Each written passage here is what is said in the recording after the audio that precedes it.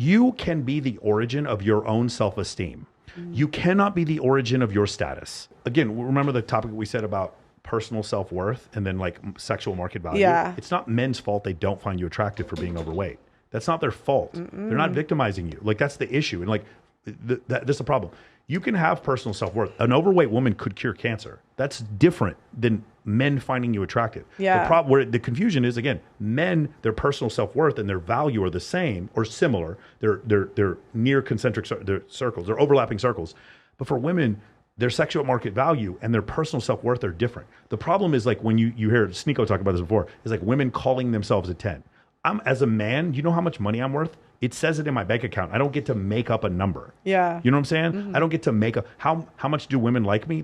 I can look and see how many women want to date me. It's an objective measurement that I can look at. I can't make up a fucking number because it makes me feel good. You can be the origin of your own self-esteem. You cannot be the origin of your status. You cannot be the origin of your own value. You can't make up your own value. You have, like, your value is determined by other people. And when you express that to these women, they get so angry. And I'm like, no, you're still, look, God still loves you. That's not what the discussion we're having. We're having a discussion about whether or not men find you attractive. Well, I'm not doing this for men. I'm like, no, you're on a show where you're talking about your sexual market value. You literally are doing this for men. Yeah. You know how I lost 30 pounds? Because, you know, when I finished sports, you know, my whole life I worked out probably 3 to 5 hours a day. Because, and I never was the best eater, but I worked out 3 to 5 hours a day. Yeah. You know what I mean?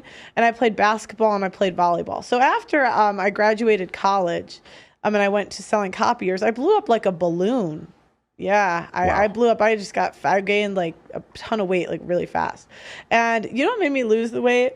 The guys were joking around at the office. They were like, I would never date a girl over 200 pounds. And I was like, you know. And for those of you who don't know, she's 5'11" and a half, right? Yeah. Well, okay. Well, you can't tell because we're sitting next to each other. Yeah. Well, and so, but I didn't look like I was over 200 pounds, but I hurt my feelings so much at the time.